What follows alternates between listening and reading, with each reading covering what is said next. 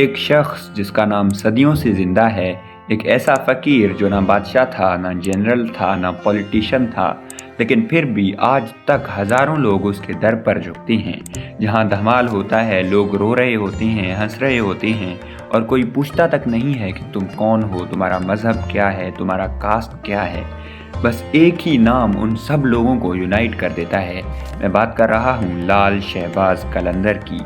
लाल कलंदर को गुजरे हुए इतना वक्त हो चुका है, लेकिन लाखों लोग आज तक उन्हें याद करते हैं। लेकिन सवाल ये है कि लाल शहबाज कलंदर कौन थे और उन्होंने आखिर ऐसा क्या किया था जो उनका नाम आज 800 साल बाद भी जिंदा है। चलिए समझने की कोशिश करते हैं आज के इस वीडियो में।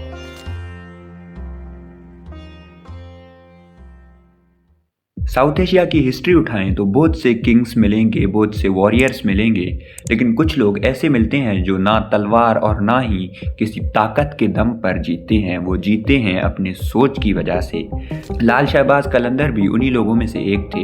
एक सूफी, एक मिस्टिक, एक रेबल टाइप फकीर जो बाउंड्रीज को मानता तक नहीं था। लाल शहबाज कलंदर का असल नाम था सैयद उस्मान मारवंदी, लेकिन उन्हें कभी कभी सैयद हुसैन मारवंदी के नाम से भी जाना जाता है। उनका जन्म 1177 एडी में हुआ मारवन नाम के एक शहर में, जो आज के ईरान और अफगानिस्तान के बॉर्डर के करीब पड़ता है।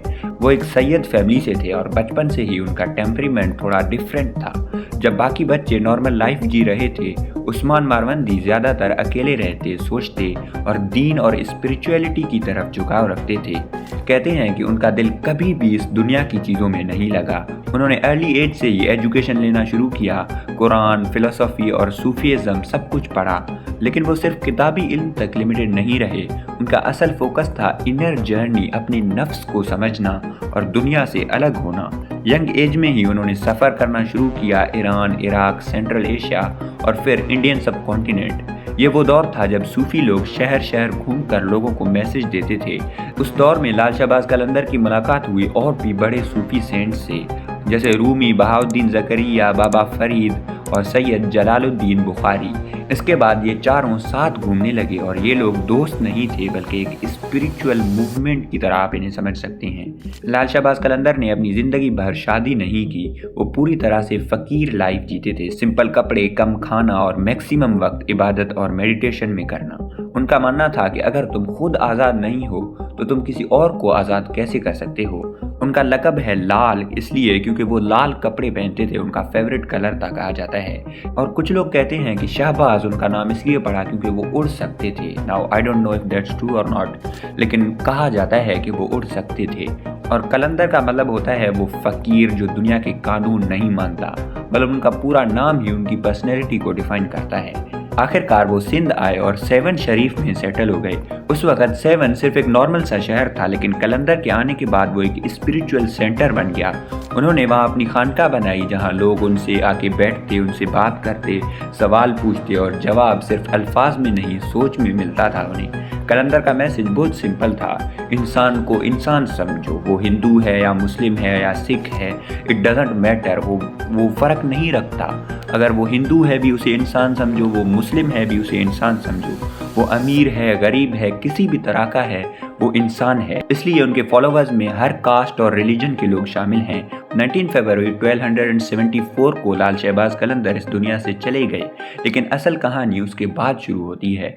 उनकी कब्र पर जो मज़ार बना वो धीरे धीरे से एक सिंबल बन गया, टॉलरेंस का, रिबेलियन का और स्पिरिचुअल फ्रीडम जिसे हम कहते हैं उसका। हर साल उनका उर्स होता है, जहां लाखों लोग सेवन शरीफ में आते हैं और फिर होता है धमाल। लोग घूमते हैं, रोते हैं, चिल्लाते हैं और कहते हैं कि उस वक्त उनका कनेक्शन डायरेक्ट कलंदर से होता है। और बहुत सी जगहों पर उन्हें लाल मस्त कलंदर भी कहा जाता है। और ये मस्त कलंदर जो है, ये सिर्फ एक कवाली नहीं है, ये एक इमोशन। लोग कहते हैं कि ये एक इमोशन है। पाकिस्तान, इंडिया, ईरान, अफगानिस्तान, हर जगह ये आवाज़ सुनाई देती है। इसके बाद अगर मॉडर्न एरा की बात करें तो 2017 में जब उनके मज़ार पर सुसाइड अटैक हुआ तो बहुत से लोग शहीद हुए। और उन लोगों की शहादत के बाद बहुत सारे लोगों को लगा कि ये लोग डर जाएंगे, लेकिन अगले ही दिन धमाल फिर से शुरू हो गया, कंटिन्यू हुआ, क्योंकि कलंदर का मैसेज डर का बिल्कुल भी नहीं था। आज भी लाल शहबाज कलंदर जिंदा हैं बुक्स में, हिस्ट्री में, बल्कि उन लोगों के दिल में जो सोसाइटी के रूल्स को नहीं मानते, बल्कि वो इंसानियत के रूल्स को मानते हैं। आप सोच के देखो कि याद तो ऐसे ताजमहल को देखकर आप शाहजहां को भी करते होगे, याद तो लोग अलेक्जेंडर द ग्रेट को भी करते हैं, लेकिन मुझे नहीं लगता कि कभी भी ऐसा मैंने सुना है कि शाहजहां के उर्स पर लाखों लोग इकट्ठा होकर रो रहे हैं। ऐसा तो कभी नहीं हुआ। शायद इसलिए नहीं हुआ कि लाल शहबाज कलंदर इस दुनिया के लोगों पर ज़्यादा असर छोड़ के गए शाहजहां से। और ये बात करना भी ज़रूरी है कि असर तो बहुत सारे लोग छोड़ते हैं दुनिया पर। हिटलर ने भी बहुत बड़ा असर छोड़ा है, लेकिन उसे इस तरह से याद नहीं किया जाता जिस तरह से लाल शहबाज कलंदर को किया जाता है, क्योंकि लाल शहबाज कलंदर ने लोगों के सोच को बदला है। उन्होंने लोगों की सोच पर ज़्यादा असर डाला है। अगर आपको कोई कन्फ्यूजन है तो आप मुझे कमेंट्स में बता सकते हैं। Thank you.